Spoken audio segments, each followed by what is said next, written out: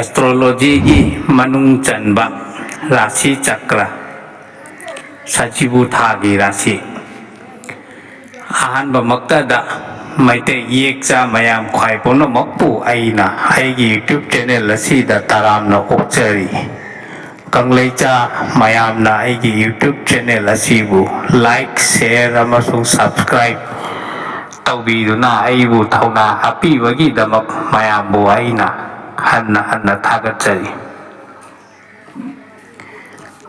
ꯃꯩꯇꯩ ꯃꯆꯥ ꯀꯪꯂꯩꯆꯥ ꯃꯌꯥꯝ ꯈ꯭ꯋꯥꯏꯒꯤ ꯈꯖꯤꯛꯇꯪ ꯑꯣꯏꯔꯕꯁꯨ ꯃꯇꯦꯡ ꯈꯔ ꯇꯧꯖꯕ ꯉꯝꯅꯕ ꯊꯥꯡꯖꯔꯤꯕ ꯈꯣꯡꯊꯥꯡ ꯑꯁꯤꯗ ꯃꯌꯥꯝꯁꯨ ꯁꯔꯨꯛ ꯌꯥꯕꯤꯕꯒꯤꯗꯃꯛ ꯃꯌꯥꯝꯕꯨ ꯑꯩꯅ ꯀꯪꯂꯩꯆꯥ ꯑꯃ ꯑꯣꯏꯅ ꯍꯟꯅ ꯍꯟꯅ ꯊꯥꯒꯠꯆꯔꯤ꯫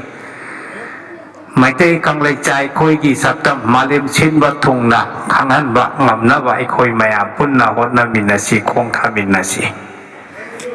ꯉꯁꯤ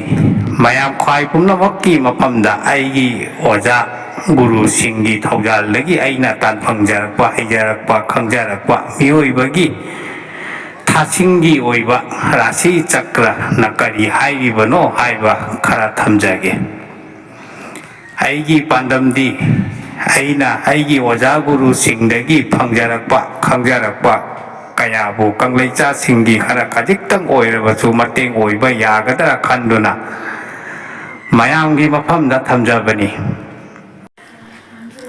ꯑꯩꯅ ꯊꯝꯖꯕ ꯋꯥꯍꯩ ꯋꯥꯇꯥ ꯀꯌꯥ ꯑꯁꯤꯗ ꯁꯣꯏꯈꯤꯕ, ꯂꯥꯟꯈꯤꯕ, ꯍꯥꯏꯔꯣꯏꯗꯕ ꯍꯥꯏꯗꯣꯛꯈꯤꯕ, ꯍꯥꯏꯒꯗꯕꯅ ꯍꯥꯏꯍꯧꯗꯕꯅꯆꯤꯡꯕ ꯁꯣꯏꯈꯤꯕ, ꯂꯥꯟꯈꯤꯕ,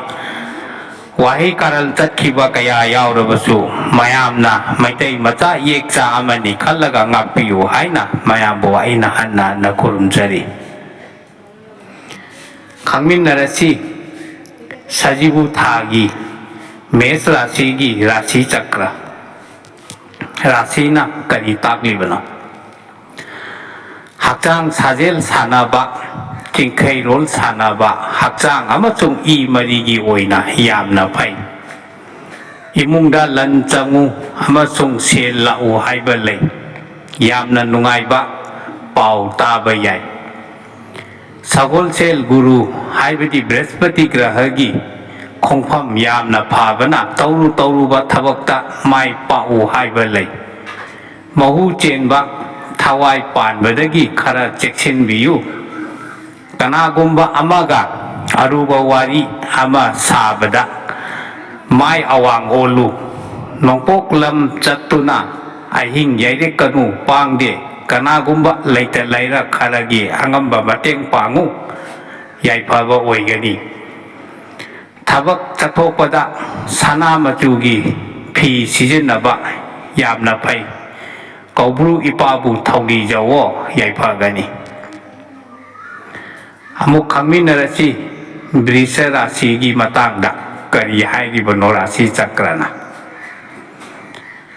ꯑꯣꯏꯖ ꯑꯣꯏꯊꯛ ꯐꯪꯉꯨ ꯍꯥꯏꯕ ꯂꯩ, ꯑꯗꯨꯕꯨ ꯂꯥꯛꯄꯒ ꯆꯠꯄꯒ ꯆꯠꯄꯅ ꯍꯦꯟꯒꯗꯧꯔꯤ꯫ ꯑꯅꯥ ꯑꯌꯦꯛ ꯈꯔ ꯀꯟꯒꯟꯕ ꯊꯥ ꯑꯣꯏꯅ ꯇꯧꯒꯗꯧꯔꯤ꯫ ꯆꯥꯕ ꯊꯛꯄꯗ ꯈꯔ ꯆꯦꯛꯁꯤꯟꯕ ꯐꯒꯅꯤ꯫ ꯂꯩ ꯃꯈꯜ 3 ꯀꯠꯆꯧꯑꯣ꯫ ꯑꯩꯅ ꯄꯥꯝꯖꯕ, ꯅꯤꯡꯖꯕ ꯇꯥꯏꯄꯪ ꯃꯄꯨꯒꯤ ꯃꯐꯝꯗ ꯃꯔꯨꯞ ꯃꯄꯥꯡ ꯑꯅꯧꯕ ꯈꯔꯗꯒꯤ ꯈꯔ ꯆꯦꯛꯁꯤꯟꯕꯅ ꯌꯥꯏꯐꯕ ꯑꯣꯏꯒꯅꯤ꯫ ꯆꯥꯅꯕ ꯀꯅꯥꯒꯨꯝꯕ ꯑꯃꯒꯤ ꯃꯇꯦꯡꯗꯒꯤ ꯀꯥꯟꯅꯕ ꯐꯪꯉꯨ ꯍꯥꯏꯕ ꯂꯩ꯫ ꯁꯅꯥ ꯈꯣꯡꯅꯥꯡ ꯄꯥꯝꯕꯤꯒꯤ ꯑꯅꯧꯕ ꯃꯅꯥ 3 ꯁꯜ ꯅꯠꯇ꯭ꯔꯒ ꯍꯥꯃꯦꯡꯗ ꯄꯤꯖꯧꯑꯣ, ꯑꯋꯥꯕ ꯑꯅꯥꯕ ꯀꯣꯛꯀꯅꯤ꯫ ꯊꯕꯛ ꯁꯨꯕ ꯅꯣꯝꯕꯒꯤ ꯆꯠꯊꯣꯛꯄꯗ ꯏꯁꯥꯅ ꯄꯥꯝꯖꯕ ꯂꯩ ꯑꯃ ꯏꯁꯥꯒ ꯂꯣꯏꯅꯧ, ꯌꯥꯏꯐꯕ ꯑꯣꯏꯒꯅꯤ꯫ ꯅꯣꯡꯄꯣꯛ ꯅꯤꯡꯊꯧ ꯏꯄꯥꯕꯨ ꯊꯧꯅꯤꯖꯋꯣ, ꯌꯥꯏꯐꯒꯅꯤꯌꯦ꯫ ꯑꯃꯨꯛ ꯈꯪꯃꯤꯟꯅꯔꯁꯤ ꯃꯤꯊꯨꯟ ꯔꯥꯁꯤꯒꯤ ꯃꯇꯥꯡꯗ꯫ ꯃꯤꯊꯨꯟ ꯔꯥꯁꯤꯒꯤ ꯆꯀ꯭ꯔ ꯑꯁꯤꯅ ꯀꯔꯤ ꯍꯥꯏꯔꯤꯕꯅꯣ ꯍꯥꯏꯕꯗꯨ꯫ ꯍꯟꯗꯛꯀꯤ ꯊꯥ ꯑꯁꯤ ꯌꯥꯝꯅ ꯐꯒꯗꯧꯔꯤ꯫ ꯑꯔꯪꯕ ꯄꯣꯠ ꯑꯃ ꯐꯪꯉꯨ ꯍꯥꯏꯕ ꯂꯩ꯫ ꯅꯤꯡꯊꯧꯀꯥꯕ ꯒꯨꯔꯨ ꯍꯥꯏꯕꯗꯤ ꯆꯟꯗ꯭ꯔ ꯒ꯭ꯔꯍꯒꯤ ꯊꯧꯖꯥꯜ ꯃꯤꯠꯌꯦꯡ ꯂꯩꯒꯅꯤ꯫ ꯆꯠꯊꯣꯛꯄꯗ ꯈꯔ ꯍꯩꯁꯤꯡꯅ ꯆꯠꯂꯨ꯫ ꯆꯥꯅꯕꯤ ꯀꯅꯥꯒꯤ ꯅꯨꯡꯁꯤ ꯃꯤꯅꯣꯛ ꯂꯥꯡꯗ ꯊꯨꯕ ꯌꯥꯏ꯫ ꯑꯁꯣꯛ ꯑꯄꯟ ꯅꯪꯉꯨ ꯍꯥꯏꯕ ꯂꯩ꯫ มิยามตินบะมาพัมดะจัตตบดะไพลำบีจัตปดะขราเจ็กชินบะพากนีอาโศกอปันขรานังบยาบกีอากีบเลยเจงมุดอามาอิสิงดะกัดลูยายพาบะโอยกันนี่พี่ยังเอาบะเสดปะสิจินนบะยามนับให้น้องพวกนี่เท่าอีปาบุเท่านี้จะว่าอมุกขังมินนารสีโกดราศีกีปะตังดะราศีจักรนักรีหายดีบะน้อยบดท้าอาศีมีน่ะลักษณะงามมวยอิสานะอันนิงบะทับกปังทบปะงามกระดวียงกีอาหลละมัลกีโอยนาดีขราเจ็กชินบิวกนากุมบะมรุปอามากีมาตังดะสุเป่านุงไงบะนุงไงตาบะตาบะใหญ่ให้น้องมานาตะเรตาอาจีมาเยกละกะตุเรลมาปานดะพุมมูเชลลักบะกีเป่านุงไงบะตาบะใหญ่หักจังดะอาตาเท่าตะยูอดูกะอิรุโจมารู้ไว้นะมิดมาดีดะนุงไงพัมขังดะบะใหญ่อายุยาโฮบะกะไม่ตาระกะหักจังเชียงดกละกะเลยอังเอาวะอามา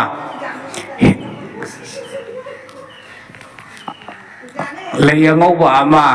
เชียงคารากาลำลงเอาหุ่มพางบดะกัดลูอาณาไอโกกันีฮิโกกมาจูกีพีสิจินนบะกานาบะพังกันีโกดีพาไปปาบุทองนีเจ้าวะใหญ่พากันีอามุกชุกขังมินนารสีสิงหราศีกีมาตังดะท้าสีดะ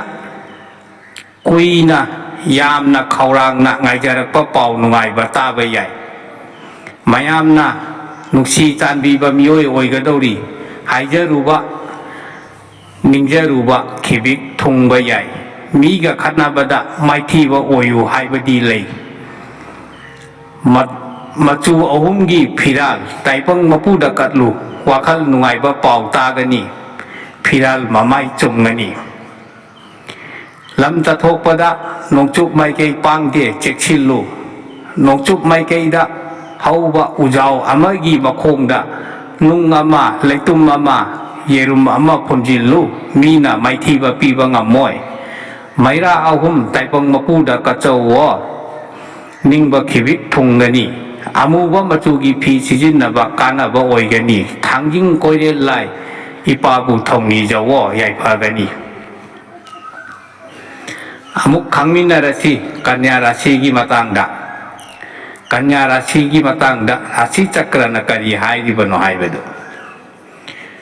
ท้าอาศีอีกายบะมาส่งโจปันนังูหายบกีอากีบเลยมารุปมาปังนะอาราลบะลำบีดะลำจิงบะยาบกีอากีบเลยมารมดีทางจะกุรุกีมิเยงพัตตบะขราจังกะดอรีเจ็กชิลโลคนท้องวางมาดะนงปกโอนบะลาโตนามาดะจิงมุดอามาไฮรัมตะเรตเลรัมตะเรตเชลุปามาฮับละกะไม่ราเมกรุกยาวนะถ้าดูขังเอาดนะเชลทุมจัพมลำบีกายาลากไปใหญ่กนากุมบะมิโอยอามากีเป่านุงไงตาบะตาไปใหญ่อายุนมิดนาทิ้งใครหุลักปะมาตำดะโกรูอิปาดะอัทุมอาหกะเจ้าวะอีมารีพักกันนี่angang ba matugi phi sijin na ba yam na kana ba oi gani koro han ba ipabu chet na thongni jawa yai pha gani amuk khangmin na rasi tula rasi gi matang da rasi chakra na kari hai ri bano hai ba handaki tha asi wakal khara laita pam khangloi dori wakal khara charang nagani wakal laikai koi ga dori khara chekhin na lebiyo natrabadi yekna bana khudong cha ba lokhini imung manu mahi langlakani lanthum mangu hai ba lei mi gi miwadagi akai ba lakadori chekchillo lei manam nungsi ba ani lauraga khada ama awangda ama langtho u yai pagani laibu ningu tabak thauram ama subada nombada isa na ningja ba taipang mapubu ningja sonjaraga thau pangu yai pagani uchi koya da ching pijo laita laira mi hi mating pangba ꯃꯇꯦꯡ ꯄꯥꯡꯕ ꯌꯥꯝꯅ ꯀꯥꯟꯅꯒꯅꯤ ꯁꯪꯒꯣꯝ ꯑꯐꯝꯕ ꯆꯥꯒꯅꯨ ꯁꯣꯔꯥꯔꯦꯜ ꯃꯆꯨꯒꯤ ꯐꯤ ꯁꯤꯖꯤꯟꯅꯕ ꯌꯥꯏꯐꯕ ꯀꯥꯟꯅꯕ ꯑꯣꯏꯒꯅꯤ ꯂꯥꯏꯅꯤꯡꯊꯧ ꯏꯄꯥꯕꯨ ꯊꯧꯅꯤꯖꯧꯋꯣ ꯌꯥꯏꯐꯒꯅꯤ ꯑꯃꯨꯛ ꯈꯪꯃꯤꯟꯅꯔꯁꯤ ꯕ꯭ꯔꯤꯁꯤꯛ ꯔꯥశꯤꯒꯤ ꯃꯇꯥꯡꯗ ꯕ꯭ꯔꯤꯁꯤꯛ ꯔꯥశꯤꯒꯤ ꯃꯇꯥꯡꯗ ꯔꯥశꯤ ꯆꯀ꯭ꯔꯅ ꯀꯔꯤ ꯍꯥꯏꯔꯤꯕꯅꯣ ꯍꯥꯏꯕꯗꯨ ꯑꯁꯤꯒꯤ ꯊꯥ ꯑꯁꯤ ꯌꯥꯝꯅ ꯐꯩ ꯅꯨꯄꯥꯒꯤ ꯑꯣꯏꯅꯗꯤ ꯑꯗꯨꯕꯨ ꯅꯨꯄꯤꯒꯤ ꯑꯣꯏꯅꯗꯤ ꯈꯔ ꯐꯠꯇꯦ ꯂꯩꯄꯥꯛ ꯄꯣꯛꯄ ꯒꯨꯔꯨ ꯍꯥꯏꯕꯗꯤ ꯃꯪꯒꯜ ꯒ꯭ꯔꯍꯒꯤ ꯃꯤꯠꯌꯦꯡ ꯂꯩꯒꯅꯤ ꯅꯨꯄꯥ ꯑꯣꯏꯕꯁꯤꯡꯒꯤ ꯑꯣꯏꯅꯗꯤ ꯂꯟ ꯊꯨꯝ ꯆꯥꯎꯈꯠꯄ ꯄꯤꯔꯤ ꯃꯊꯛ ꯊꯣꯡꯕꯁꯤꯡꯅ ꯆꯥꯟꯕꯤꯒꯅꯤ ꯅꯨꯄꯤ ꯑꯣꯏꯕꯤꯁꯤꯡꯒꯤꯗꯤ ꯍꯛꯆꯥꯡ ꯅꯨꯡꯉꯥꯏꯇꯕ ꯋꯥꯈꯜ ꯆꯔꯥꯡꯅꯕ ꯈꯔ ꯂꯩꯒꯅꯤ ꯇꯧꯔꯨꯕ ꯊꯕꯛꯇꯁꯨ ꯈꯔ ꯑꯌꯦꯠꯄ ꯊꯥꯡꯒꯅꯤ ꯏꯁꯥꯅ ꯄꯥꯝꯖꯕ ꯍꯩ ꯑꯃ ꯂꯩ ꯑꯃ ꯀꯅꯥꯒꯨꯝꯕ ꯂꯩꯇ ꯂꯥꯏꯔ ꯑꯃꯗ ꯄꯤꯌꯨ ꯇꯥꯏꯄꯪ ꯃꯄꯨꯒꯤ ꯊꯧꯖꯥꯜ ꯐꯪꯒꯅꯤ ꯑꯈꯥꯕ ꯆꯥꯗꯕꯅ ꯌꯥꯏꯐꯕ ꯑꯣꯏꯒꯅꯤ ꯑꯉꯥꯡꯕ ꯃꯆꯨꯒꯤ ꯐꯤ ꯁꯤꯖꯤꯟꯅꯕ ꯀꯥꯟꯅꯕ ꯑꯣꯏꯒꯅꯤ ꯊꯥꯡꯖ ꯒꯨꯔꯨ ꯏꯄꯥꯕꯨ ꯊꯧꯅꯤꯖꯧꯋꯣ ꯌꯥꯏꯐꯒꯅꯤꯌꯦ ꯑꯃꯨꯛ ꯈꯪꯃꯤꯟꯅꯔꯁꯤ ꯙꯅꯨ ꯔꯥశꯤꯒꯤ ꯃꯇꯥꯡꯗ ꯙꯅꯨ ꯔꯥశꯤꯒꯤ ꯃꯇꯥꯡꯗ ꯔꯥశꯤ ꯆꯀ꯭ꯔꯅ ꯀꯔꯤ ꯀꯔꯤ ꯍꯥꯏꯔꯤꯕꯅꯣ ꯍꯥꯏꯕꯗꯨ ꯊꯥ ꯑꯁꯤ ꯋꯥꯈꯜ ꯌꯥꯝꯅ ꯅꯨꯡꯉꯥꯏꯒꯅꯤ ꯂꯟ ꯊꯨꯝ ꯂꯥꯛꯀꯅꯤ ꯂꯝ ꯀꯣꯏꯕ ꯆꯠꯂꯨ ꯍꯥꯏꯕ ꯂꯩ ꯂꯩꯅꯥ ꯂꯥꯏꯊꯨꯡ ꯀꯣꯛꯎ ꯍꯥꯏꯕ ꯂꯩ ꯏꯆꯤꯜ ꯏꯅꯥꯎꯒꯤ ꯃꯔꯤ ꯐꯒꯠꯀꯅꯤ ꯅꯤꯡꯉꯥꯏ ꯁꯪꯗꯥꯅꯕ ꯂꯩꯔꯝꯕ ꯄꯨꯝꯅꯃꯛ ꯀꯣꯛꯂꯅꯤ ꯌꯨꯝꯒꯤ ꯑꯋꯥꯡ ꯃꯥꯏꯀꯩꯗ ꯀꯣꯔꯤꯒꯤ ꯈꯨꯖꯥꯏ ꯑꯃꯗ ꯏꯁꯤꯡ ꯊꯟꯅ ꯍꯥꯞꯇꯨꯅ ꯂꯩ ꯑꯉꯧꯕ ꯑꯃ ꯍꯥꯞꯂꯒ ꯊꯝꯃꯨ ꯏꯆꯥ ꯏꯋꯥꯒꯤ ꯆꯥꯎꯈꯠꯄ ꯑꯣꯏꯒꯅꯤ ꯑꯃꯝ ꯑꯊꯦꯡꯗ ꯌꯥꯔꯤꯕ ꯃꯈꯩ ꯌꯨꯝꯗꯒꯤ ꯆꯠꯊꯣꯛꯇꯕꯅ ꯐꯩ ꯑꯁꯣꯛ ꯑꯄꯟ ꯈꯔ ꯅꯪꯉꯨ ꯍꯥꯏꯕ ꯂꯩ ꯅꯥꯄꯨ ꯃꯆꯨꯒꯤ ꯂꯩ ꯑꯃ ꯏꯁꯥꯒ ꯂꯣꯏꯅꯕ ꯌꯥꯝꯅ ꯐꯩ ꯀꯣꯔꯧ ꯏꯄꯥꯒꯤ ꯊꯧꯖꯥꯜ ꯂꯩ ꯁꯅꯥ ꯃꯆꯨꯒꯤ ꯐꯤ ꯁꯤꯖꯤꯟꯅꯕ ꯌꯥꯝꯅ ꯀꯥꯟꯅꯒꯅꯤ ꯀꯣꯔꯧ ꯏꯄꯥꯕꯨ ꯆꯦꯠꯅ ꯊꯧꯅꯤꯖꯧꯋꯣ ꯑꯃꯨꯛ ꯈꯪꯃꯤꯟꯅꯔꯁꯤ ꯃꯀꯔ ꯔꯥశꯤꯒꯤ ꯃꯇꯥꯡꯗ ꯃꯀꯔ ꯔꯥశꯤꯒꯤ ꯃꯇꯥꯡꯗ ꯔꯥశꯤ ꯆꯀ꯭ꯔꯅ ꯀꯔꯤ ꯍꯥꯏꯔꯤꯕꯅꯣ ꯍꯥꯏꯕꯗꯨ ꯊꯥ ꯑꯁꯤꯗ ꯑꯋꯥ ꯃꯩꯁꯥ ꯂꯥꯡꯂꯝꯕ ꯄꯨꯝꯕ ꯀꯣꯛꯂꯅꯤ ꯅꯨꯡꯉꯥꯏꯕ ꯄꯥꯎ ꯇꯥꯒꯗꯧꯔꯤ ꯋꯥꯈꯜ ꯅꯨꯡꯉꯥꯏꯕ ꯄꯥꯎ ꯇꯥꯕ ꯌꯥꯏ ꯌꯨꯝꯗ ꯂꯟ ꯊꯨꯝ ꯆꯪꯒꯅꯤ ꯌꯨꯝꯗ ꯅꯨꯡꯉꯥꯏ ꯌꯥꯏꯐꯕ ꯊꯧꯔꯝꯒꯤ ꯄꯥꯎ ꯇꯥꯎ ꯍꯥꯏꯕ ꯂꯩ ꯑꯋꯥ ꯃꯩꯁꯥ ꯂꯥꯡꯂꯝꯕ ꯄꯨꯝꯕ ꯀꯣꯛꯂꯅꯤ ꯍꯛꯆꯥꯡꯁꯨ ꯌꯥꯝꯅ ꯈꯤꯡꯒꯅꯤ ꯌꯥꯝꯅ ꯅꯨꯡꯉꯥꯏꯒꯅꯤ ꯌꯨꯝꯗ ꯅꯣꯡꯄꯣꯛ ꯄꯥꯡꯅ ꯂꯩ ꯃꯅꯝ ꯅꯨꯡꯁꯤꯕ ꯄꯥꯝꯕꯤ ꯑꯃ ꯊꯥꯎ ꯏꯪꯈꯣꯜꯗ ꯆꯦꯡ ꯊꯣꯏꯗꯤꯡ ꯈꯔ ꯆꯥꯏꯊꯣꯛꯎ ꯈꯥ ꯃꯥꯏꯀꯩ ꯆꯠꯄꯗ ꯈꯔ ꯆꯦꯛꯁꯤꯜꯂꯨ ꯌꯨ ꯊꯛꯀꯅꯨ ꯁꯥ ꯉꯥ ꯆꯥꯒꯅꯨ ꯁꯪꯒꯣꯝ ꯑꯐꯝꯕ ꯆꯥꯒꯅꯨ ꯈꯥ ꯃꯥꯏꯀꯩ ꯆꯠꯇꯨꯅ ꯑꯍꯤꯡ ꯌꯩꯔꯦꯛꯀꯅꯨ ꯐꯠꯇꯦ ꯑꯁꯣꯛ ꯑꯄꯟ ꯅꯪꯉꯨ ꯍꯥꯏꯕ ꯂꯩ ꯎꯔꯩꯔꯣꯝ ꯃꯆꯨꯒꯤ ꯐꯤ ꯁꯤꯖꯤꯟꯅꯕ ꯌꯥꯝꯅ ꯀꯥꯟꯅꯒꯅꯤ ꯇꯥꯏꯄꯪ ꯃꯄꯨ ꯀꯣꯔꯤ ꯐꯥꯕ ꯏꯄꯥꯕꯨ ꯊꯧꯅꯤꯖꯧꯋꯣ ꯌꯥꯏꯐ ꯊꯧꯖꯥꯜ ꯐꯪꯒꯅꯤꯌꯦ ꯑꯃꯨꯛ ꯈꯪꯃꯤꯟꯅꯔꯁꯤ ꯀꯨꯝꯚ ꯔꯥశꯤꯒꯤ ꯃꯇꯥꯡꯗ ꯀꯨꯝꯚ ꯔꯥశꯤꯒꯤ ꯃꯇꯥꯡꯗ ꯔꯥశꯤ ꯆꯀ꯭ꯔꯅ ꯀꯔꯤ ꯍꯥꯏꯔꯤꯕꯅꯣ ꯍꯥꯏꯕꯗꯨ ꯊꯥ ꯑꯁꯤ ꯑꯋꯥ ꯅꯨꯡꯉꯥꯏ ꯑꯅꯤ ꯌꯥꯅꯅ ꯆꯠꯀꯅꯤ ꯂꯟ ꯊꯨꯝ ꯂꯥꯛꯄꯒ ꯆꯠꯄꯒ ꯆꯞ ꯃꯥꯟꯅꯒꯅꯤ ꯍꯛꯆꯥꯡꯁꯨ ꯅꯨꯡꯉꯥꯏꯐꯝ ꯈꯪꯗꯕ ꯃꯇꯝꯅꯤ ꯃꯔꯨꯞ ꯃꯄꯥꯡꯁꯤꯡ ꯇꯤꯟꯅꯕ ꯂꯣꯏꯅꯕꯗ ꯈꯔ ꯆꯦꯛꯁꯤꯜꯂꯨ ꯊꯥꯡꯖ ꯒꯨꯔु ꯍꯥꯏꯕꯗꯤ ꯁꯅꯤ ꯒ꯭ꯔꯍꯒꯤ ꯃꯤꯠꯌꯦꯡ ꯐꯠꯇꯕ ꯂꯩ ꯊꯕꯛ ꯏꯪꯈꯥꯡꯒꯤ ꯃꯇꯥꯡꯗ ꯃꯊꯛ ꯊꯣꯡꯕ ꯑꯉꯝ ꯑꯊꯧꯁꯤꯡꯒ ꯈꯔ ꯅꯤꯡꯉꯥꯏ ꯁꯪꯗꯥꯅꯕ ꯂꯩ ꯃꯔꯝ ꯑꯗꯨꯅ ꯃꯊꯛ ꯊꯣꯡꯕ ꯑꯉꯝ ꯑꯊꯧꯁꯤꯡꯒ ꯋꯥꯔꯤ ꯁꯥꯕꯗ ꯅꯣꯡꯄꯣꯛ ꯑꯣꯜꯂꯒ ꯁꯥꯎ ꯀꯥꯟꯅꯒꯅꯤ ꯂꯥꯡꯊꯩ ꯃꯇꯣꯟ ꯑꯍꯨꯝ ꯂꯥꯏꯅꯤꯡꯊꯧ ꯁꯅꯥꯃꯍꯤꯗ ꯅꯨꯡꯇꯤ ꯅꯨꯃꯤꯠ ꯈꯨꯗꯤꯡꯒꯤ ꯀꯠꯆꯧꯋꯣ ꯌꯥꯏꯐꯒꯅꯤ ꯑꯉꯧꯕ ꯃꯆꯨꯒꯤ ꯐꯤ ꯁꯤꯖꯤꯟꯅꯕ ꯀꯥꯟꯅꯒꯅꯤ ꯂꯩꯃꯔꯦꯜ ꯏꯃꯥꯗ ꯆꯦꯠꯅ ꯊꯧꯅꯤꯖꯧꯋꯣ ꯌꯥꯏꯐ ꯊꯧꯖꯥꯜ ꯐꯪꯒꯅꯤꯌꯦ ꯑꯃꯨꯛ ꯈꯪꯃꯤꯟꯅꯔꯁꯤ ꯃꯤꯟ ꯔꯥశꯤꯒꯤ ꯃꯇꯥꯡꯗ ꯔꯥశꯤ ꯆꯀ꯭ꯔꯅ ꯁꯖꯤꯕꯨ ꯊꯥꯒꯤ ꯃꯔꯝꯗ ꯀꯔꯤ ꯍꯥꯏꯔꯤꯕꯅꯣ ꯍꯥꯏꯕꯗꯨ ꯊꯥ ꯑꯁꯤ marup mapang kharana namthak tawgadori amam athengda yumdagi lapna chattabana phai irai guru haibadi sukra graha amasung thangja guru haibadi sani graha makoi anigi midyeng karal kharal lay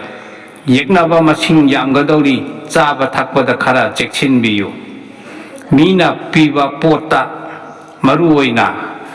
athum ahau yarabadi chadabana hena yaifaba oigani mina piba pot mafam khangdana chaganu phatte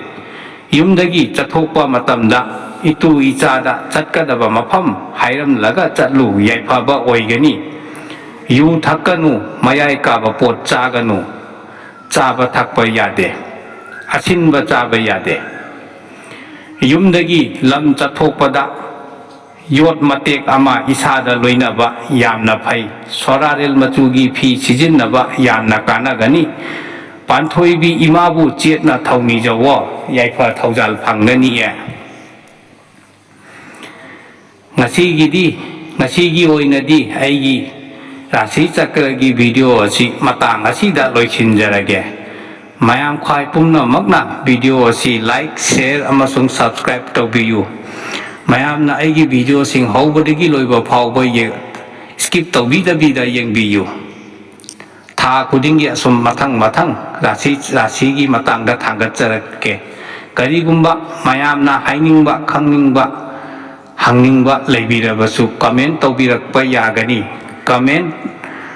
tawbirakpa yagani aduga yamna aruba wafam oirabadi aigi FB da oina message tawbirakpa yagani aigi FB gi link aigi video asigi description da hapchakrabani asigumba khangbada yamna kanaraba amasung maitai inat liklambu mangdanaba tunggi charol surol phawba leihongnaba haiba pandam thamduna aina mayamgi mafamda video asi thamjabani mathangda taisu khangbada yamna kanaba mayam ama leiri mathang asum thangatjarake mayamgi hayum sidaba mapu hong kuru sidaba